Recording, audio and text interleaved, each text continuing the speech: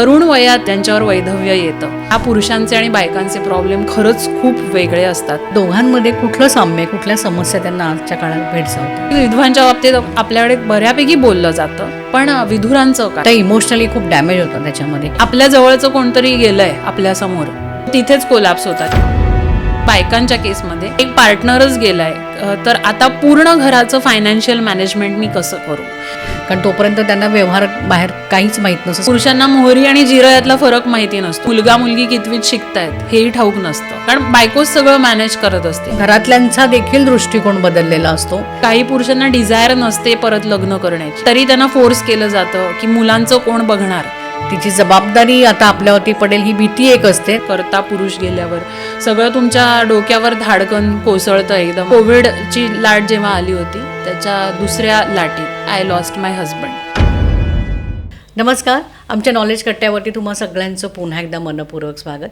संसार हा दोघांनी बहरतो, पण यातला एक जण अचानक सोडून गेला तर दुसऱ्याच्या आयुष्यात अंधकार येतो. अशा वेळी आशेचा किरण ठरतात त्याच्या जवळच्या व्यक्ती. पण आयुष्यभरासाठी आलेलं हे दुःख आणि या दुःखातून तुम्हाला सांत्वन करण्यासाठी कोण किती काळ देऊ शकतो हे देखील महत्त्वाचं आहे. आजच्या धकाधकीच्या जीवनामध्ये प्रत्येक व्यक्ती स्वतःच्या ताणतणावातून जात असते. अशा वेळी एकट्या पडलेल्यांना सहारा देण्यासाठी, त्यांचं सांत्वन करण्यासाठी किंवा त्यांना त्या दुःखातून बाहेर काढण्यासाठी गरज असते मानसिक आधाराची. आणि हाच आधार देण्यासाठी स्वयं एक्सप्लोर सेल्फ हा एक कम्युनिटी ग्रुप गेल्या अनेक वर्षांपासून काम करत आहे. आणि या ग्रुपच्या संचालिका आज आमच्यासोबत आहेत. त्या आहेत डॉक्टर मेधा विश्वास. नमस्कार मेघा, आमच्या कार्यक्रमात तुमचं खूप खूप स्वागत आहे. सगळ्यात आधी तुझं खूप अभिनंदन, कारण आपल्या देशामध्ये अशी एक पहिली कम्युनिटी तू तयार केली आहेस की जिथे विधवा आणि विधूर यांना तुम्ही समुपदेशन करतात आणि मुख्य म्हणजे त्यांना या दुःखातून बाहेर येण्यासाठी तू मदत करतेस. मला असा सगळ्यात पहिला माझा प्रश्न तुला असा असेल की हे सुचलं कसं? आपल्या देशामध्ये विधवा आणि विधूर यांच्यासाठी काम करणं हे देखील खूप मोठी गोष्ट आहे. आणि ही तू कम्युनिटी स्थापन करावी असं तुला का वाटलं? सगळ्यात आधी तर थँक्यू की या प्लॅटफॉर्मवर तुम्ही हा खूप चॅलेंजिंग विषय पण तो घेतला आणि तो पोचवणं खूप गरजेचं आहे.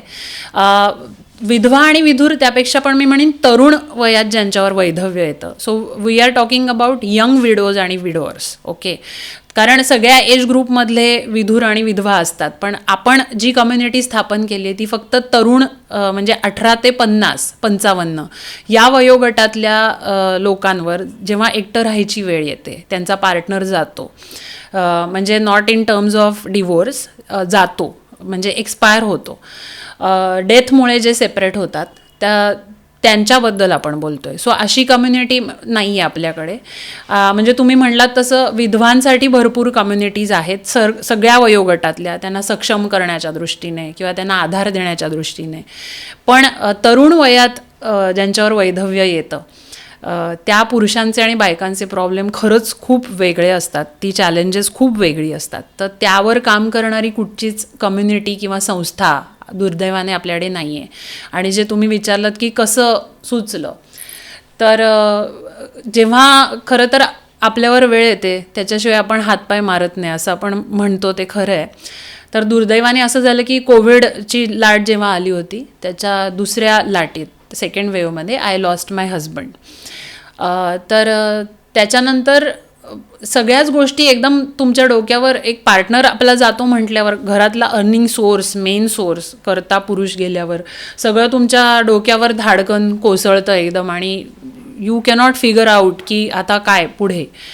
So fortunately I was fortunate enough की आय एम फॉर्च्युनेट इनफ की मला चांगली फॅमिली सपोर्ट आहे किंवा मी बऱ्याच क्षेत्रामध्ये वावरत असते आणि नोकरी पण मी करत होते, त्यामुळे मला त्या गोष्टींच्या बाबतीत तितकासा प्रॉब्लेम नव्हता. बट स्टील मेंटल आणि इमोशनल वेलबिईंग हा एक जो आपल्याकडे विषय ज्याच्याबद्दल फारसं नाही बोललं जात. आणि जेव्हा पार्टनर जातो किंवा तरुण वयात तुमचा पार्टनर जातो तेव्हा ह्या गोष्टी जेव्हा हिट होतात की त्याबद्दल तुम्हाला पुन्हा पुन्हा बोलावंसं वाटतं, तुम्हाला हँड होल्डिंग लागतं, तुम्हाला एक पुश लागतो, तुम्हाला एक चॅनलिंग लागतं, गायडन्स लागतो. हे देणाऱ्या कुठच्याच संस्था किंवा कम्युनिटीज आपल्याकडे नाही आहेत. आणि then I started looking out for that आणि मला नाही मिळाल्या दुर्दैवाने. मग मी जेव्हा आणखीन शोधत गेले तेव्हा मला असं आढळलं की अमेरिका, US, कॅनडा तेच म्हणजे US, अमेरिका, कॅनडा आणि ऑस्ट्रेलिया इथं याबद्दल अशा कम्युनिटीज आहेत आणि त्यांनी तिथल्या लेखकांनी त्याच्यावर पुस्तकं पण लिहिलेली आहेत, बऱ्याच लोकांनी कामं पण करून ठेवली आहेत. So it is a focused area की ज्याच्यावरती लोक काम करतात. बरेचसे टेड टॉक्स पण मला मिळाले आणि मग हळूहळू मी सगळं सावरत असताना किंवा I started coming to the terms slowly, माझ्या मनात असं आलं की थँकफुली आपल्याकडे तेवढं करेज किंवा रिसोर्सेस होते की जेणेकरून आपण साधारण 1-1.5 वर्षात I could come to the terms. पण प्रत्येकाच्याच बाबतीत असं होईल असं नाही. आणि तेव्हा मी रिसर्च पण करत होते आणि त्याचा टॉपिक पण थोडासा संलग्न वाटला मला. सो मी म्हटलं की कोणाची तरी वाट बघण्यापेक्षा why can't I start doing it, म्हणजे कोणीतरी येईल मग करेल असं करण्यापेक्षा आपण ॲटलिस्ट इनिशिएट तरी करूया. काय होईल, फार फार तर पहिले मिळणार नाही रिस्पॉन्स, पण थोडा तरी येईल.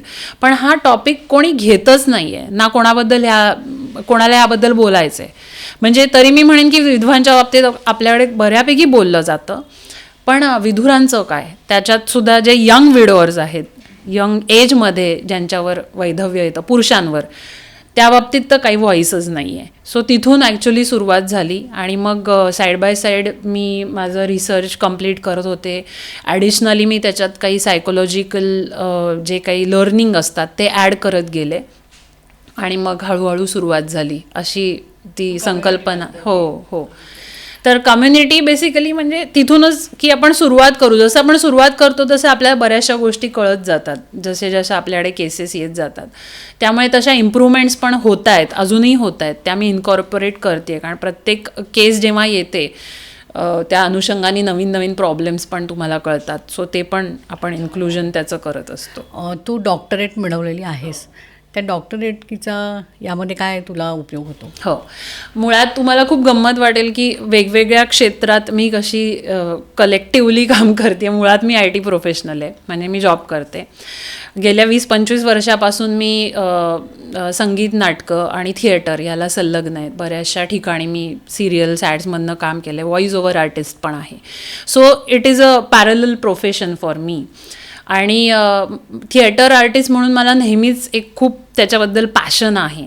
आणि मला असं वाटायचं पहिल्यापासूनच की थिएटर हा एक खूप संपूर्ण विषय आहे, ज्याच्यामध्ये अगदी पर्सनॅलिटी डेव्हलपमेंटपासून सगळंच कव्हर केलं जातं. ते तुम्हाला एक संपूर्ण व्यक्ती बनवण्यासाठी उपयोगी पडत असतं. तर माझा रिसर्चचा सब्जेक्ट मी तोच सिलेक्ट केला, because it talks about the management overall. तर मग माझा विषय हा आहे की theatre and effective and holistic approach to positive self image management and work life balance. So it includes it all. कारण त्याची जी टेक्निक्स आहेत, नॉर्मली आपण कॉर्पोरेट ट्रेनिंगमध्ये पर्सनॅलिटी डेव्हलपमेंटबद्दल वगैरे खूप शिकतो, मोटिवेशनल स्पीचेस आपण ऐकतो, पण ते तेवढ्यापुरतंच असतं. पण थिएटर हा एक असा अप्रोच आहे की जो यूज करून ह्याला एक वेगळा आयाम देता येतो. सो मी तो सब्जेक्ट सिलेक्ट केला आणि त्याच्यात मी रिसर्च केलं आणि त्याचा मला या सगळ्यातच उपयोग होतो आहे. म्हणजे कन्सल्टेशन म्हणा, कम्युनिटी म्हणा, किंवा माझं day in day out life म्हणा. पहिल्यांदा जेव्हा तू कम्युनिटी म्हणजे सुरू केलीस त्यावेळी तो कोविडचाच पूर्ण काळ होता. सगळ्या गोष्टी ऑनलाईनच, म्हणजे सगळं डॉक्टरसुद्धा ऑनलाईनच अवेलेबल होते आणि तू जी कम्युनिटी केलेली आहे त्यावेळी तर ह्या घटना सातत्याने घडत होत्या.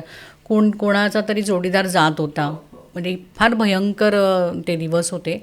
अशा वेळी तुझ्याकडे पहिल्या जे आले असतील काउन्सिलिंगसाठी, तर ते म्हणजे ते पण याच्याशीच कनेक्टेड होते, कोविडमध्येच त्यांचे कोणी गेले होते तसं? मुळात जसं मी म्हटलं की मलाच सगळं सावरायला आणि ही संकल्पना मुळात रुजवण्यासाठी it took me around 1 year. कारण माझ्यावरच इतक्या जबाबदाऱ्या होत्या आणि ते सगळं सेटल करण्यात मला तेवढा वेळ जातोच. म्हणजे प्रत्येकासाठी तो कालावधी वेगवेगळा असू शकतो, पण त्या ग्रीफमधनं सावरणं आणि सगळ्या गोष्टी अलाइन करणं, म्हणजे मॉनिटरी लेवलला, फायनान्शियल लेवलला आणि तुमचा जॉब, आणखीन बाकीच्या सगळ्या गोष्टी, घर सांभाळणं, मुलांना सांभाळणं, हे सगळं करून मला 1-1.5 वर्ष गेलं आणि मग त्याच्यानंतर मी सुरुवात केली. त्यामुळे त्या कालावधीत मला अशा काही केसेस, म्हणजे मी तो विचारच केला नव्हता. I was just into that process to form a community. पण ती ॲक्च्युली प्रत्यक्षात यायला एक 2022 डिसेंबर महिना, म्हणजे 1.5 वर्षानंतर आय हॅड अ थॉट की आपण नाही, आता आपण लॉन्च करूया. कारण तोपर्यंत माझ्याकडे इनफ मटेरियल होतं, मी त्याचा बऱ्यापैकी अभ्यास केला होता. आणखीन माझ्याकडे मी सेटल झाले होते बऱ्यापैकी, आणि मला वाटलं की आता मी पुढे जाऊ शकते. आणि तोपर्यंत माझं रिसर्चसुद्धा कंप्लीट झालं होतं.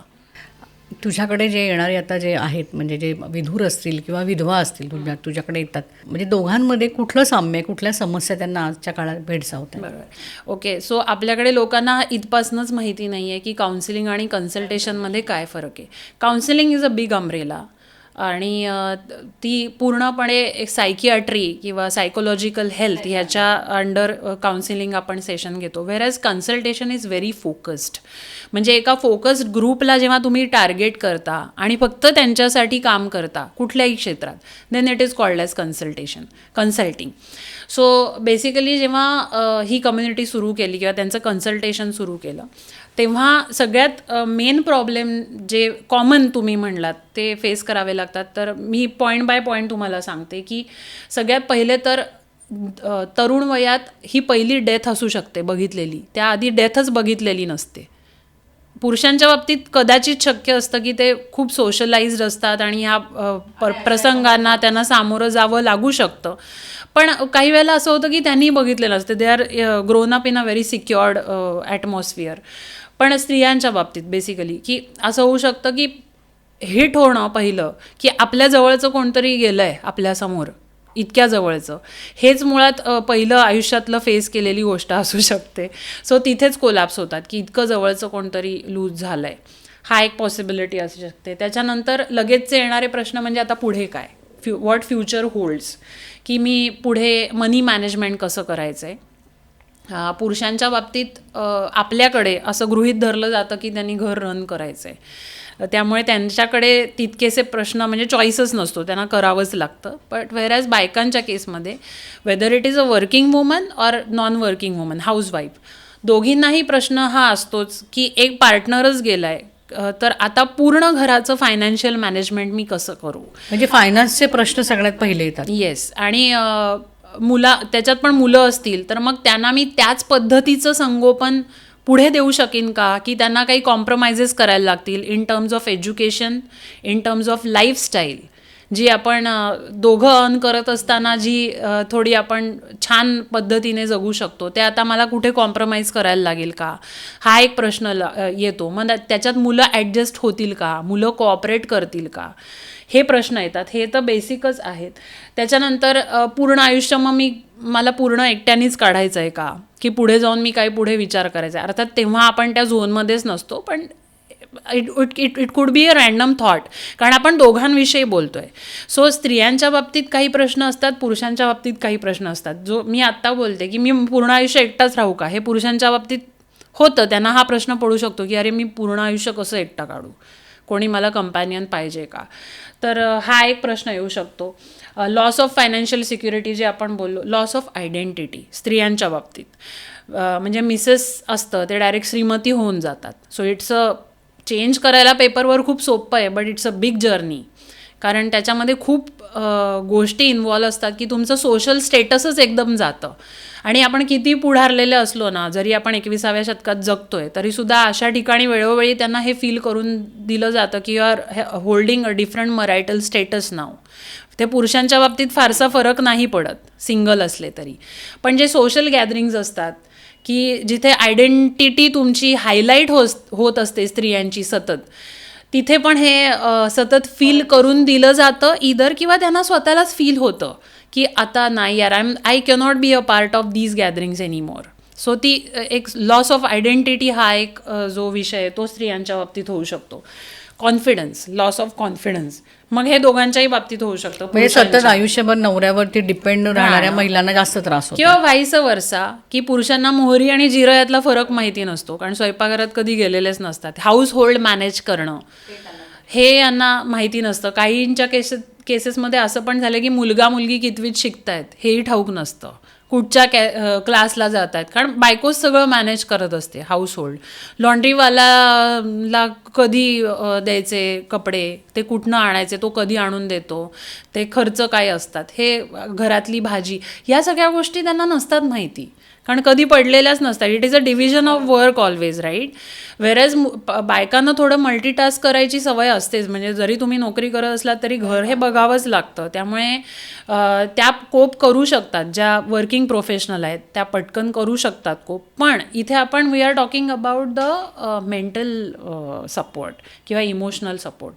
तर हे काही प्रॉब्लेम्स असतात जे मी कॉमनली सगळे कवर करते. फॅमिली स्ट्रक्चर ते कोलॅप्स होतो. म्हणजे तुमची 4 जणांची फॅमिली असेल, आता एक व्यक्ती गेली, मग तिघंच पूर्ण एक माणूसच, ते स्ट्रक्चर पूर्ण बदलून जातं. तुमचं लॉस ऑफ हेल्थ, एनर्जी, कारण grief is very energy taking. तुम्ही सतत त्याच झोनमध्ये राहताय ऑब्व्हियसली, कारण तुम्हाला पदोपदी त्या गोष्टी आठवत राहणार तुमच्या पार्टनरच्या, की ती काय करत होती किंवा तो काय करत होता, आणि आता मला एकटीला किंवा एकट्याला मॅनेज करायचं आहे. So it takes a lot of energy. त्याचा परिणाम तुमच्या हेल्थवर होऊ शकतो. You cannot sleep, right. त्या सगळ्या it is all interlink. So तो एक परिणाम होऊ शकतो. पुरुषांच्या बाबतीत मी म्हणेन अँगर मॅनेजमेंट. त्यांना राग येतो प्रत्येक गोष्ट, आय कॅनॉट मॅनेज इट. जसं आपण स्त्रिया रडतो ना, ते चिडतात. आणि मग तो अँगर जर योग्य पद्धतीने निघाला नाही तर त्याचं रूपांतरण काही चुकीच्या मार्गाने जाण्यामध्ये होतं आहे का, किंवा ते वेंट आऊट करण्यासाठी काही चुकीची संगत त्यांना लागते का, किंवा चुकीचे मार्ग काही अवलंबले जात आहेत का, टेम्पररी सोल्युशन्स ज्याला म्हणतात. तसं पुरुषांच्या बाबतीत होऊ शकतं. अँगर मॅनेजमेंट होत नाही त्यांच्याकडनं. किंवा पुरुषांच्या बाबतीत एक गंमतशीर मी तुम्हाला सांगेन की काही पुरुषांना डिझायर नसते परत लग्न करण्याची, बट तरी त्यांना फोर्स केलं जातं की मुलांचं कोण बघणार आता, तर तू लग्न कर. असं घरचेच, म्हणजे घरचे किंवा त्याच्या आजूबाजूचे लोकच तो टाईमच देत नाहीत त्या व्यक्तीला रिकवर होण्यासाठी त्या ग्रीफमधून. If he is not willing then you cannot force, right. पण आपल्याकडे ती मुभाच नाही दिली जात त्यांना ग्रीव्ह करण्यासाठी की तो तेवढा टाईम पिरियड द्यायला पाहिजे, किंवा तितका वेळ त्यांनी घेऊन विचार करून त्यांच्या स्वतःच्या मर्जीने त्यांनी रिमॅरेज करायला पाहिजे. ह्या सगळ्या ज्या गोष्टी आहेत त्या पुरुषांच्या बाबतीत खूप होतात.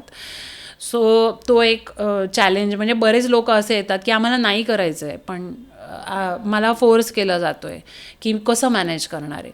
व्हेअरॅज there are people who are managing both the things, की होतं म्हणजे ते करू शकतात. असेही पुरुष येतात, सगळ्याच प्रकारचं आहे. त्याच्यानंतर अजून एक सोशल लेवल. हे मी पर्सनल लेवलचे प्रॉब्लेम तुम्हाला सांगितले की काय फेस करायला लागतात. सोशल लेवलचे प्रॉब्लेम, ऑटो रिक्षा सिंड्रम म्हणतात त्याला.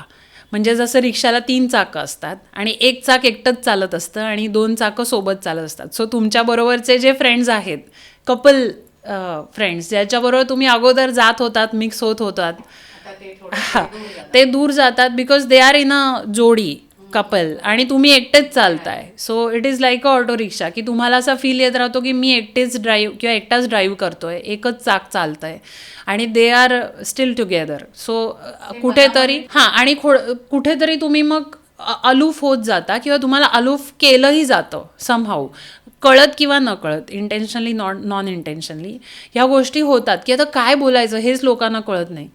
कसं याला मी सांत्वना देऊ, असंही होऊ शकतं. किंवा काही लोक डायरेक्ट अवॉइडच करायला लागतात सोशल केसमध्ये, स्त्रियांच्या किंवा पुरुषांच्या बाबतीत. जास्ती स्त्रियांना तर फेस करावंच लागतं. म्हणजे अशा गॅदरिंगला जात नाहीत, सोशल गॅदरिंग. अवॉइडन्स खूप यायला लागतो. किंवा मग अरे बापरे काय बोलायचं आता हिच्याशी, किंवा काय बोलायचं ह्याच्याशी, नको बाबा कशाला. किंवा मग आपल्याला जर व्यक्त व्हायचं असेल तिथे तर मग असं पण व्हायला लागतं, अरे यार हिचं सारखं तेच असतं किंवा ह्याचं सारखं तेच असतं, तेच विषय, तो तेच बोलतो, त्याच विषयाबद्दल बोलतो, मग अवॉइड करायला लागतात, असंही होतं.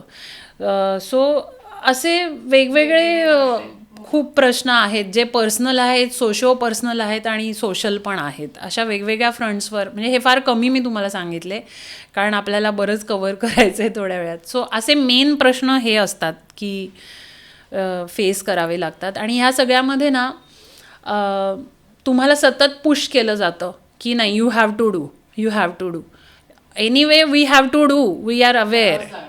पण ते जे हायकअप्स येतात, इमोशनल हायकअप्स, की नाही मला थोडा वेळ स्वतःबरोबर हवा आहे, किंवा काही महत्त्वाच्या घटना असतात, ॲनिव्हर्सरीज असतात, बर्थडेज असतात, काही लोकेशन्स असतात. सो त्या आठवणी तुम्हाला पुन्हा येत राहतात. कारण तुमचं डेली रुटीन पण सगळं डिस्टर्ब होतं, की कामाची डिव्हिजन तिथपासूनच सुरुवात होते मुळात, की सकाळी उठल्यापासून जबाबदारी पण अचानक सगळ्या एक्झॅक्टली. येऊन पडतात. आणि काही गॅदरिंग्ज असतात, काही ठिकाणं असतात जिथे आपण गेलेलो असतो, जिथे तुम्ही परत एन्काउंटर होता त्या गोष्टीशी. मग त्या आठवणी तुम्हाला परत परत येत राहतात आणि मग कुठेतरी मग गिल्ट येत राहतो, ग्रीफ येतं, अँगर येतो, मीच का असं पण होतं, माझ्याच बाबतीत का झालं, मग मी कसं कोपअप करू. सो प्रत्येक व्यक्तीची ही प्रोसेस वेगवेगळी असते and we have to understand की प्रत्येकाला त्यातून बाहेर निघण्यासाठी थोडा थोडा टाईम त्या त्या पद्धतीने द्यायला हवा. सो ज्या काही गोष्टी करण्यासारख्या आहेत त्याबद्दल आपण पुढे बोलूच की काय आपण करतो. पण हे सगळे पण मला मी स्पेशली असं विचारेल की ज्या पूर्णपणे म्हणजे गृहिणी आहेत, हाऊसवाईफ आहेत, त्या इमोशनली खूप डॅमेज होतात त्याच्यामध्ये. कारण तोपर्यंत त्यांना व्यवहार बाहेर काहीच माहीत नसतं, सगळं म्हणजे मिस्टर किंवा नवरा म्हणजे नवरा करत असतो, त्यामुळे त्या टोटली डिपेंडंट असतात. त्याने कमवून आणून द्यायचे आणि यांनी घर चालवायचे, या भूमिका त्यांच्या ठरलेल्या असतात. अचानक त्या दोन्ही भूमिकेत जाणं फार अवघड असतं अशा वेळी. तर पुरुषांच्या बाबतीत जसं तू सांगितलंस की त्यांना म्हणजे हाऊसहोल्ड जे काम आहे ते खूप त्यांच्यासाठी खूप म्हणजे ते इरिटेटिंग असतं आणि चिडचिड होणं त्याच्यामुळे ते म्हणजे मिसमॅनेज करून होतं त्यांच्याकडनं, ते त्याला वेळ लागतो, ते नीड सम टाईम. तर ह्या सगळ्यांमध्ये स्त्री आणि पुरुष यांची मानसिकता बदललेली असते. त्यावेळी पार्टनर विना जगणं अवघड असतं आणि त्यात मूल असेल तर ते अजून खूप म्हणजे अनबेअरेबल असतं याचं. तर ह्याच्यामध्ये मानसिक अवस्था ढासळते, त्याचे परिणाम दीर्घ परिणाम होतात, त्यांच्या मुलांवरती पण होतात. तुम्ही जेव्हा कन्सल्टेशन करतात, तुमच्या कन्सल्टेशनमुळे अशा स्थितीला गेलेले किती जण पुन्हा एक स्टेबल लाईफमध्ये आलेले आहेत, त्याबद्दल काय सांगशील? हो. आता मुळात ही कन्सेप्ट इथे रुजवण्यासाठीच जसं मी मगाशी म्हटलं, लोकांना ठाऊकच नाही की अशी काय कम्युनिटी आहे. मुळात कम्युनिटी म्हणजे काय, इथपासूनच लोकांची सुरुवात असते. त्यामुळे अर्थातच 3 वर्ष, आता 3-3.5 वर्ष होऊन गेली आहेत, तर हे लोकांपर्यंत पोचून तिथं रुजून ॲक्च्युली लोक जे कन्सल्टेशन येतात ह्याला ऑब्व्हियसली वेळ जाणार आहे. सो आता 14-15 लोक आहेत. तरी मी म्हणेन it is quite a higher number, कारण मला एवढंही एक्सपेक्टेड नव्हतं, कारण माहितीच नाही आहे त्याबद्दल.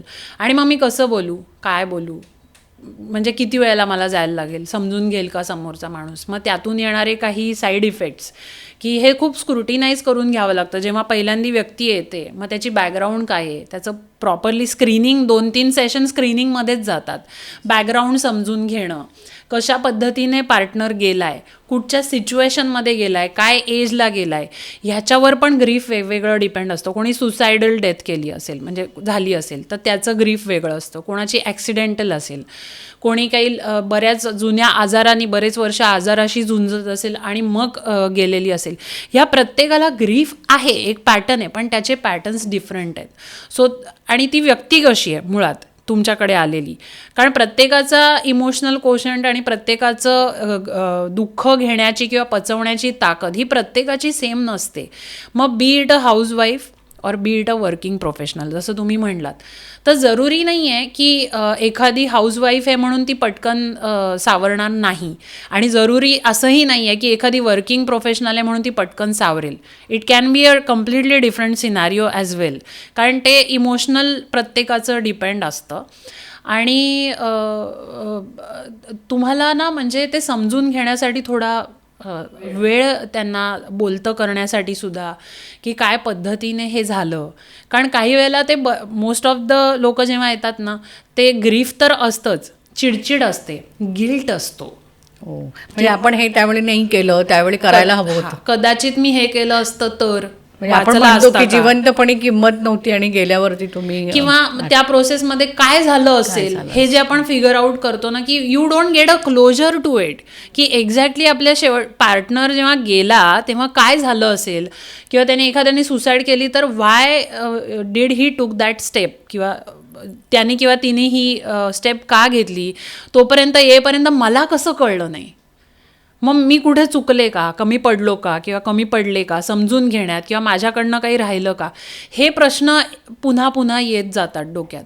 So it is a combination of grief, अँगर, एन्झायटी आणि गिल्ट. सगळ्याचं एकत्रित कॉम्बिनेशन असतं. सो ते समजून घेण्यासाठी तेवढा वेळ त्यांना देणं. मग वर्किंग नॉन वर्किंग असं काही डिफरन्शिएट मी तरी करत नाही, कारण इट डिपेंड्स, व्यक्तिसापेक्ष असतं ते, की तुम्ही पटकन कसं त्या गोष्टी ॲक्सेप्ट करता. ह्याच्यात सगळ्यात पहिली स्टेप ही असते ॲक्सेप्टन्स, आणि तो ॲक्सेप्टन्स येण्यासाठीच खूप मोठा कालावधी जातो. म्हणजे ते स्वीकारणं की आज आपण एकटे राहिलो तर आपला सोबती नाही आहे. येस, आणि एवी तेवी तुम्हाला ते करायचंच आहे. सो त्याला एक नवा दृष्टिकोन किंवा नवा आयाम देणं, किंवा त्यांना हे सांगणं की आधी तुम्ही या सगळ्या गोष्टी डिवाईड करून करत होतात as 2 different individuals. Now you have to do it alone, so you are becoming complete. Okay, म्हणजे त्याच्यातून तुम्ही त्यांना पॉझिटिव्ह एक अप्रोच कसा काढता येईल ते दाखवा. की तुम्ही हाऊसवाईफ आहात, हरकत नाही, पण असं काही नाही ना की शिकू शकत नाही. सो त्यांना तो दृष्टिकोन देणं, किंवा त्यांना तो कॉन्फिडन्स, जो मी मगाशी लॉस ऑफ कॉन्फिडन्स म्हटलं, की फेस करू शकत नाहीत. कसं करतात मला माहिती नाही. रादर मी अशाही गोष्टी बघितलेल्या आहेत की असेही क्लायंट्स आलेले आहेत जे वर्किंग, ती महिला करते, नोकरी करते, चांगल्या पगाराची नोकरी आहे, but she does not know की तिचा पगार कुठे इन्व्हेस्ट केला आहे नवऱ्याने. घेतला पगार आणि देऊन टाकला, तो बघेल, राईट. किंवा डेथ सर्टिफिकेट कुठनं घेतात माहितीच नसतं. म्हणजे although she is working, she is not aware. तर तो अवेअरनेस देणं, समजून घेणं, त्यांना डेली काही टेक्निक्स सांगणं, डेली चॅलेंजेस जे येतात, म्हणजे डेलीपासून लाँग टर्मपर्यंत. सो त्याची एक जर्नलिंग असतं, त्याची काही टेक्निक्स असतात, सो ती शिकवली जातात. तेवढा त्यांना पेशन्स ठेवून वेळ देणं, मेन म्हणजे त्यांना समजून घेणं, ऐकणं.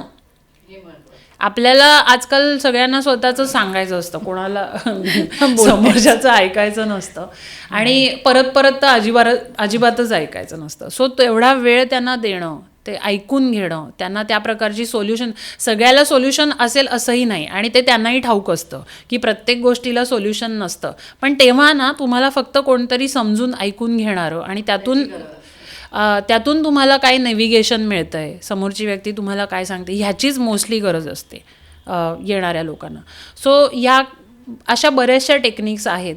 मग it is common for a working professional और नॉन वर्किंग प्रोफेशनल, कारण इट कॅन बी डिफरंट. म्हणजे जरुरी नाही. फक्त काय असतं, तुम्ही म्हणलात की वर्किंग प्रोफेशनल त्या टाईम पिरियडसाठी थोडा एंगेज राहतो, आणि माइंड बिझी राहतं, थोडं बिझी राहतं. तुम्ही तुमच्या कामात थोडे व्यस्त होऊन जाता.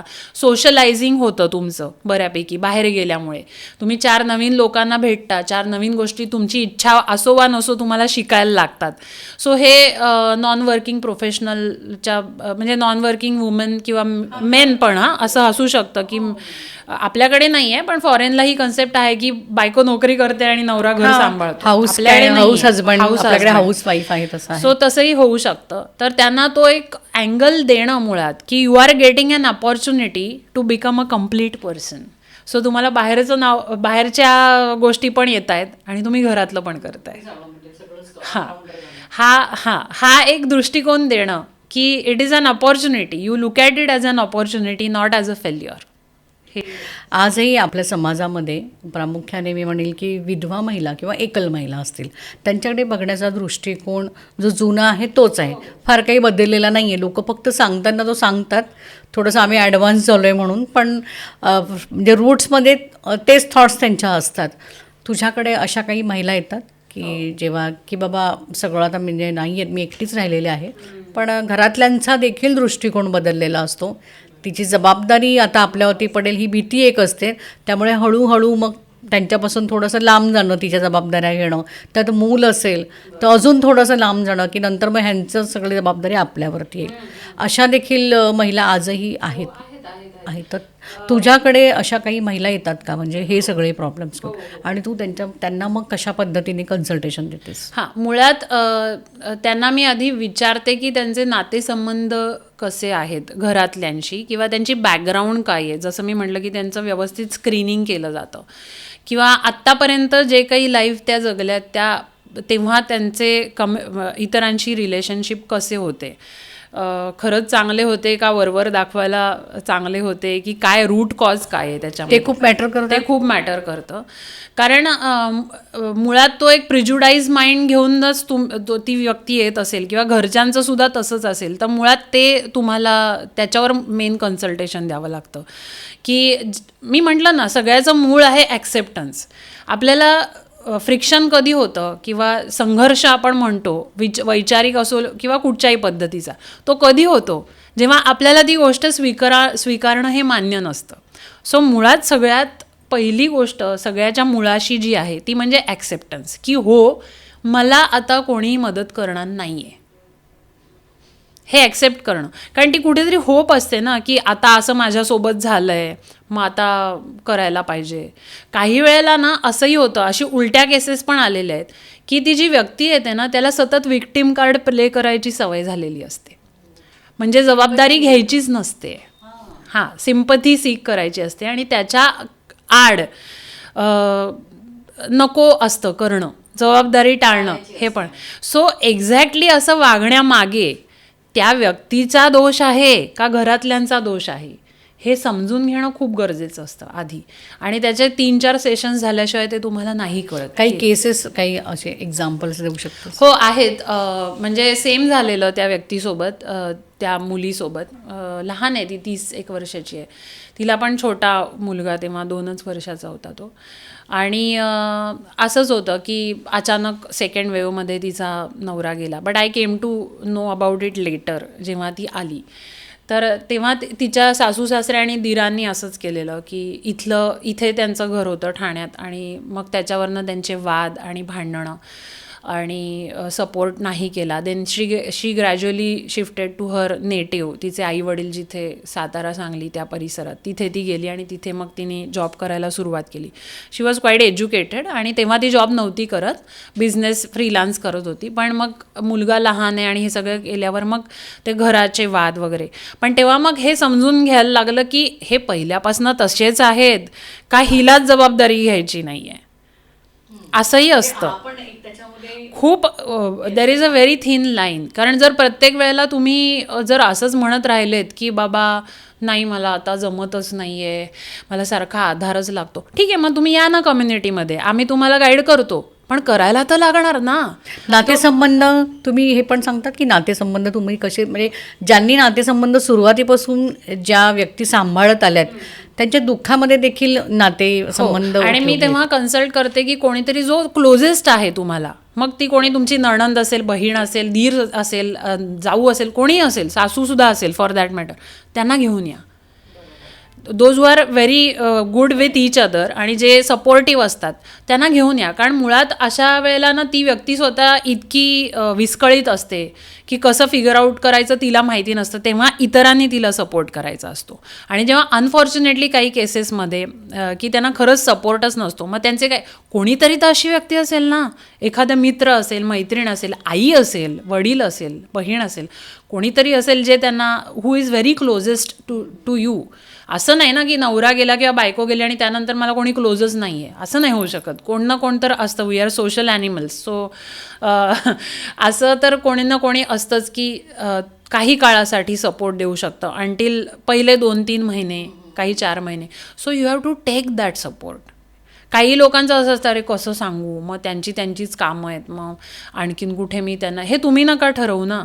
You go and ask for the help at least. काय म्हणतील, नाही म्हणतील ना, पण विचारातचही काहीतरी तो कुठून तरी हेल्प मिळेल. आणि ज्यांना अशी हेल्प नाही आहे त्यांच्यासाठीच तर ही कम्युनिटी आहे की त्यांना आपण मुळात एम्पथाईज करू शकतो, त्यांचं ऐकू शकतो, काय पद्धतीने झालेलं आहे. मुळात त्यांना विलिंगनेस आहे का मूव्ह ऑन करायची. मूव्ह ऑन करायची म्हणजे काय, तर जबाबदारी घ्यायची आणि हळूहळू स्वतःला इम्प्रूव्ह करण्याची तयारी आहे का.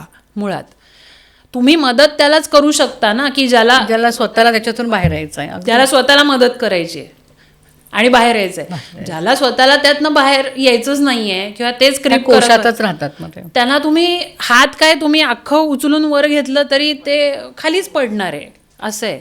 आणि काही लोक असे असतात ज्यांना बोट दिलं तरी ते पटकन येतात वर. सो त्या सपोर्टची आणि त्या गायडन्सची, नेव्हिगेशनची गरज असते.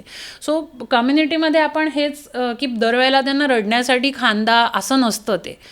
त्यांचे थॉट ऐकून घेणं, त्याला एक व्हेंट आऊट होण्याची परमिशन देणं. इट्स ओके, तू बोल. काही वेळेला ना ही लोकं तेच परत परत जेव्हा सांगतात ना, तेव्हा त्यांनाच त्यांची उत्तरं मिळतात त्याच्यातनं. कारण दे आर सिक्वेन्सिंग इट, की असं झालं असेल, असं झालं असेल, असं झालं असेल का, असं झालं. सो ते होत असताना ना, परत परत सांगताना, पुन्हा पुन्हा विचार करताना वेगवेगळे अँगल्स त्यातनं मिळत जातात. त्याचे उत्तर त्यांना मिळतात. तुझ्या कम्युनिटीमध्ये तू सांगितलंस की 14 ते 15 जण आहेत. तुम्ही कम्युनिटी एकत्र येऊन काही अशा काही ॲक्टिव्हिटीज वगैरे करतात का, ज्याच्यामुळे त्यांना प्रत्येकाला एक इमोशनल सपोर्ट मिळतो, एक मॉरल सपोर्ट मिळतो? अशा कुठल्या प्रकारच्या ॲक्टिव्हिटीज असतात? टेक्निक्स जसं जर्नलिंग आहे, किंवा एखादं हॉबी परस्यू करणं आहे, किंवा एखादं आर्ट परस्यू करणं आहे, कुकिंग. म्हणजे गेलेल्या व्यक्ती, कसं असतं ना, ही लोकं इतक्या ग्रीफमध्ये असतात, त्यांना सांगतं तुला आवडेल ते कर, तर ते करत नाहीत. उलटं सांगायचं त्यांना, गेलेल्या व्यक्तीला काय आवडतं ते कर.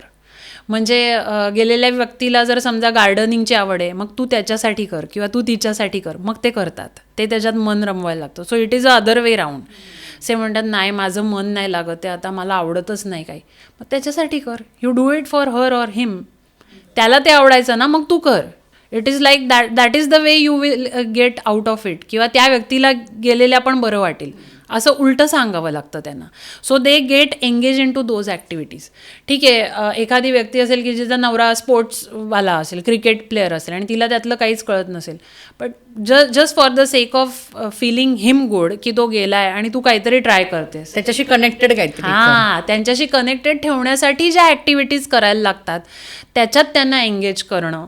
हा साधारणपणे जसं तू मगाशी म्हणालीस की 1-1.5 वर्ष तरी माणसाला अंदाजाने या दुःखातून बाहेर यायला एक लागतो. एक पिरियड, एक लॉक पिरियड असतो कुठल्याही ट्रॉमातून बाहेर यायला, 21 डेजचा. कुठल्याही it is a habit.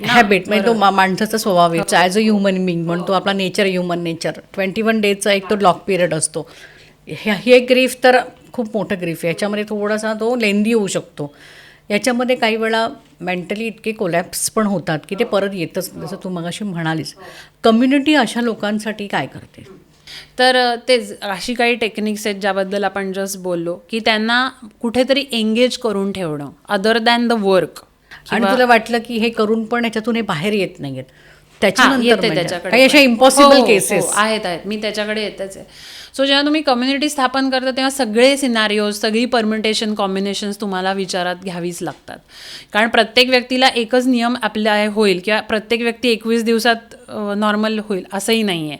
For somebody it will take around 1 year, for somebody it will take 5 years or more, depends. So अशा वेळेला तुम्हाला एक कम्युनिटीसोबत सिक्युरिटी, म्हणजे पोलिसांची मदत, लॉ, काही जर कायदेशीर कॉम्प्लिकेशन्स असतील लॉ, त्याच्यानंतर इवन काउन्सिलर्स, ज्या सुसायडल अटेम्प्ट्स असतात, किंवा कोणी सुसाईड केली आहे म्हणून त्याची पार्टनर किंवा त्याचा पार्टनर पण सुसायडल झाला आहे, अशा पण काही केसेस असतात. In that scenario you have to seek help. तो ह्या सगळ्यांना पकडून ही कम्युनिटी चालते. कारण काही कॉम्प्लिकेशन्स झाली तर मग तुम्ही काय करणार? It is going to be a responsible approach for that ना, की हे या कम्युनिटीला कनेक्टेड आहेत. या सगळ्यांची मदत घेतो आपण जिथे जिथे गरजेचं आहे. काही वेळेला आपण चॅनलिंग पण करतो, की त्यांना गाईड करतो. जसं मी मगाशी बोलले की डेथ सर्टिफिकेट कसं घ्यायचं, मग तू ह्या साईटला जा, इथे जा. हो, सगळ्या. मग कुठे काय करायचं. मग आता ही कम्युनिटी जी बनली आहे ना, ह्याच्यात वेगवेगळ्या क्षेत्रातली लोकं आहेत. काही बिझनेसवाले आहेत, काही मीडियावाले आहेत. मी मगाशी जी मुलगी म्हटलं ती अँट्रप्रिनर पण आहे आणि ती आता बँकर पण आहे, राईट. तिने आता जॉब सुरू केलेला आहे. किंवा एक माणूस आहे, त्याला 2 मुलं आहेत, मोठी मुलं आहेत. He is into politics, आणि पॉलिटिकल पण त्याचे कॉन्टॅक्ट्स आहेत, as well as he into business. So ते एकमेकांना पण गाईड करतात, एकमेकांना हेल्प पण करू शकतात. सो कम्युनिटीचा अर्थच असा आहे की इथे आपल्यासारखेच 10 लोक आहेत जे आपल्याला जज नाही करणार. आपण कुठे अडकलो तर हसणार नाही आहेत, आपल्याला मदत करणार आहेत, जज नाही करणार आहेत. बेसिकली तुला एवढं पण नाही माहिती असं नाही म्हणणार आहेत. नाही माहिती आहे मला, म्हणूनच तर मी आली आहे किंवा म्हणूनच तर मी आलो आहे. सो एखादी बाई असेल आणि एखादा पुरुष असेल की ज्याला लग्न नाही करायचं आणि एकट्यालाच मूल असेल आणि त्याची काळजी घ्यायची किंवा एकट्यालाच राहायचं आहे, तर त्याला माहिती नसेल कदाचित की कुकर कसा लावतात. शी कॅन टीच हिम ना. सो ते एकमेकांचा सपोर्ट होतात. सपोर्ट म्हणजे एक गायडिंग एंजल ज्याला म्हणतात, की एक वेगवेगळ्या क्षेत्रातली मदत एकमेकांना कसं करायचं. एखादी टीचर असेल की ॲडमिशन कशी घेतात मुलांना हे एखाद्या पुरुषाला माहिती नसेल, जर कसं आता मी काय करू प्रोसेस, तर ती त्याला गाईड करू शकते. किंवा एखादा मीडियावाला असेल तर तो गाईड करू शकेल कोणाला जर काही त्या बाबतीतली हेल्प हवी असेल तर. बँकिंग क्षेत्रात म्हणजे प्रत्येक जण वेगवेगळ्या फील्डमध्ये असल्यामुळे एकमेकांना ते एकमेकांना हेल्प करतात. की बिझनेसमध्ये ओके तुला मदत हवी आहे का, मग तू काही इन्व्हेस्टमेंट रिलेटेड असं तू इथे इन्व्हेस्ट कर तू कारण ना ही सगळी लोकं मुळात नुसती उंटावरून शेळ्या हाकणारी नसतात, मुळातनं ही त्यातनं गेलेली असतात, इन्क्लुडिंग मी जेव्हा ती माझ्याकडे पहिले येते व्यक्ती, तेव्हा असं नाही ना की मी असंच बसून काहीतरी सल्ला देते. I have gone through it. म्हणजे तुम्ही काउन्सिलिंग घ्या डेफिनेटली, त्याची टेक्निक्स वेगळी असतात, ती घ्यावी पण लागतात काही वेळेला. दरवेळेला ह्याच कन्सल्टिंग कम्युनिटीमध्ये येऊनच तुमचे प्रॉब्लेम सॉल्व्ह होतील असा मी अजिबात दावा करत नाही. पण मुळात उद्देशच तो आहे ना की you have to give them a better life. उभं करतात स्टँड. हां, तर मग त्याच्यासाठी तुम्हाला मदत घ्यायला लागली तर काय हरकत आहे, घ्या. तुमच्या फ्रेंड्सची मदत घ्या. मग त्या कम्युनिटीमधले कोणी एकमेकांचे फ्रेंड्स आणि काही कॉन्टॅक्ट्स असतील ते पण एकमेकांना गाईड करतात की तू असं करून बघ, असं नको तसं कर. कुठेतरी तर तुम्हाला मार्ग मिळतो. फक्त वन थिंग इज मॅन्डेटरी, तुमची इच्छा पाहिजे. अशीच लोक या कम्युनिटीत येतात की ज्यांना इम्प्रूव्ह व्हायचं आहे आणि ज्यांना पुढं जायचं आहे. मग तुम्ही रिमॅरेज करा नका करू, दॅट इज अनदर थिंग. पण ज्यांना एक करेज गॅदर करायचं आहे आणि उभं राहायचं आहे, मुळात उभं राहायची इच्छा आहे आणि पुढे जायची इच्छा आहे आणि अजून अशा लोकांना मदत करायची पण इच्छा आहे. आणि म्हणूनच मी म्हणते की इतकी वर्ष झाली, 3-3.5 वर्षात, तरीसुद्धा ही 14 लोकच आहेत. लोकांना अजून पण इतकं याच्याला महत्त्व अजून तितकं कळायला हवं. खरं तर कळलं तरी जबाबदारी घ्यायची नसते मोस्ट ऑफ द केसेसमध्ये. अच्छा हे करायला लागेल का, असं होतं ते. मला एक प्रश्न तुला विचारायचा आहे की आपण बऱ्याच वेळा बघतो की जेव्हा म्हणजे महिला एखादी विधवा होते तर ती पूर्ण आयुष्य म्हणजे आपलं जे कल्चर आहे, आपली जी संस्कृती आहे त्याच्यानुसार ती नवऱ्याच्याच अवतीभोवती तिचं पूर्ण आयुष्य असतं. आपण बघत आलो आपल्या पिढ्या. तर तो गेल्यावरती ती जागा दुसऱ्या पुरुषांना देऊ शकत नाही पटकन तरी. आजचा काळ बदलला आहे, परिस्थिती बदलली आहे, त्या गोष्टी वेगळ्या आहेत. पण ही पण एक बाजू आहे त्याच्यामध्ये. पण पुरुषांच्या बाबतीत हे म्हणजे अगदी काळ टू काळ होत आलेला आहे की तो जास्तीत जास्त 1 वर्ष अगदीच डोक्यावरनं पाणी, 2 वर्ष एकटा राहतो, कुटुंब सांभाळतो. काही मी तर असे पण बघितलेत की ज्याने 3ऱ्या महिन्यामध्येच लग्न केलेलं आहे, रजिस्टर मॅरेज करून आणलेलं आहे. किंवा नाही, मुलांना सांभाळायला कोण नसतं, हा एक फार मोठा त्याच्यामध्ये म्हणजे हे खूप बेसिक कारण आहे त्याच्यामध्ये, प्रत्येकजण सांगतात. पण तो लगेच लग्नाला तयार होतो. तर ह्या 2 मानसिकता वेगवेगळ्या. ती मात्र नवऱ्याच्या आठवणीमध्ये बाई आयुष्यभर जगत राहते, मुलांना वाढवते. पुरुषाच्या बाबतीत ते होत नाही. तो पटकन गिवअप करतो म्हणा किंवा तिला विसरतो, मागचं पानावरनं तो दुसऱ्या पानावर येतो. बायका तिथेच अडकून राहतात. याबद्दल तू काय? मुळात मेल आणि फिमेल ह्यांचं स्ट्रक्चरच असं डिझाईन झालेलं आहे. मग ते जगाच्या पाठीवर कुठेही असो. I am not talking about India or otherwise. मुळात बायकांची इमोशनल जडणघडण आणि पुरुषांची इमोशनल जडणघडण ह्याचं स्ट्रक्चरिंगच असं आहे की जिथे बायका जेव्हा एखाद्या व्यक्तीशी एकरूप होतात किंवा त्यांचं सेक्शुअली म्हणा, फिजिकली म्हणा, सगळ्याच इमोशनल लेवलला, तेव्हा त्या अजून त्याच्याशी घट्ट होत राहतात. पुरुषांचं असं नसतं. पुरुषांना पूर्ण घराची जबाबदारी आणि जास्ती आउट गोईंग आणि सोशल लेवलला त्यांना काम करायचं असतं. त्यामुळे म्हणा इमोशनली ते वीक असतात किंवा डिटॅच्ड असतात असं नाही आहे. पण त्यांचं फंडामेंटल स्ट्रक्चरच असं असतं की they get out of it, म्हणजे they tend to get out of it. काही वेळेला उलटं पण असतं की त्यांना नसतं करायचं. जे मी मगाशी बोलता बोलले की समाजाचाच त्यांना फोर्स असतो की तू कर, तुझ्याच्यानी हे होणार नाही आहे. व्हेअरएज आपल्याकडे बायकांना तसं नाही आहे, त्यांना सगळंच करावं लागतं. जे मी सुरुवातीला म्हटलं, घरचं पण करा, दारचं पण करा, मुलांची पण काळजी घ्या. सो हे सगळं बायकांना करावंच लागतं आपल्याकडे. आपलं अपब्रिंगिंगच तसं झालेलं आहे इंडियन सोसायटीमध्ये. व्हेअरएज पुरुषांना, असेही पुरुष आहेत अजूनही ज्यांच्याबद्दल मी मगाशी बोलले, यांना 2 मोठी मुलं आहेत, त्यांनी नाही केलं आहे लग्न, त्यांना नव्हतं करायचं. सो इथे ना सगळ्यात जास्ती काय मॅटर करतं तर तुमच्या घरच्यांचा आणि आजूबाजूच्यांचा support, whether he is willing or not willing. तुम्हीच जर त्याला पुश करत राहिलेत की नाही आता तुला करावंच लागेल, तर मग करणारच तो. It is a fundamental structure building पुरुषांचं की दे गिव्ह अप. ओके ठीक आहे, जास्ती डोक्याला ताप नको, चला करून टाकू. मग त्याच्यात त्यांची ॲक्च्युली इन्व्हॉल्वमेंट किती असते हा एक वेगळा मुद्दा आहे. खूप वेगळा मुद्दा आहे. असं आपण लगेच जज नाही करू शकत की त्यांना काय फरक नाही पडत. त्यांना फरक पडतो, but that is the way they respond to it. So प्रत्येकाची रिस्पॉन्ड करणे बाईची एक्सेप्टेशन म्हणतो आपण, मगाशी म्हणालो येस येस ती त्यांनी स्वीकारले की आज ती नाही आहे आणि मग ते दुसऱ्या बरोबर इन्व्हॉल्व. माझ्या बाबतीत हे झालंय. मी माझं उदाहरण देते की जेव्हा माझा नवरा जेव्हा गेला आणि त्याच्यानंतर माझा मुलगा तेव्हा तिथे नव्हता, त्याला मी माझ्या बहिणीकडे ठेवलं होतं. तर he came back on the 10th day. आणि जेव्हा आम्ही भेटलो पहिल्यांदी ह्या इन्सिडेंट्स नंतर एकमेकांना, तेव्हा तो मला पटकन हे म्हणला की आता तू नसतीस आणि बाबा असता तर तो नसता रडत बसला. म्हणजे एक 11 वर्षाचा मुलगा मला सांगतोय त्याच्या वडिलांबद्दलची ही गोष्ट. अर्थात प्रत्येकाचा response again it is different, पण त्याचा तो रिस्पॉन्स होता. You have to do it anyway, you have to do it. त्यांनी नसतं, तो नसता रडत बसला, त्यांनी केलंच असतं ना. तू गेली असतीस आणि तो राहिला असता तर. हे त्याचं वाक्य होतं. So it was a jerk for me की अरे असं पण म्हणजे असा हा मला सांगतोय ही गोष्ट. म्हणजे मला किती गोष्टींच्या बाबतीत आता सतर्कतेने आणि या सगळ्या गोष्टी बॅलन्स करून पुढे जायचं आहे. मला जास्ती त्याच्यात राहता येणार नाही आहे का? अर्थात तसं नसतं, इट टेक्स टाईम आणि तो दिलाच पाहिजे प्रत्येकाला. पण पुरुषांची जडणघडण आणि स्त्रियांची जडणघडण ही एक बेसिक पहिली गोष्ट. आणि दुसरी म्हणजे सामाजिक जडणघडण आपल्याकडची, की घरचेच फोर्स करतात मोस्ट ऑफ द टाइम्स. आणि अजून एक तिसरी आणि महत्त्वाची गोष्ट म्हणजे सेक्शुअल रिक्वायरमेंट्स. सो स्त्रियांच्या बाबतीत असं होत नाही, बऱ्याचशा गोष्टी बदलल्यात आता, त्यामुळे अगदी सगळ्याला आपण तेच लेबल नाही लावू शकत. पण मोस्ट ऑफ द केसेस की त्या नाही फिजिकली तेवढ्या अप्रोचेबल होऊ शकत परत नवरा गेल्यानंतर. It takes time for them to get engaged into a physical relationship किंवा ती रिक्वायरमेंट असणं.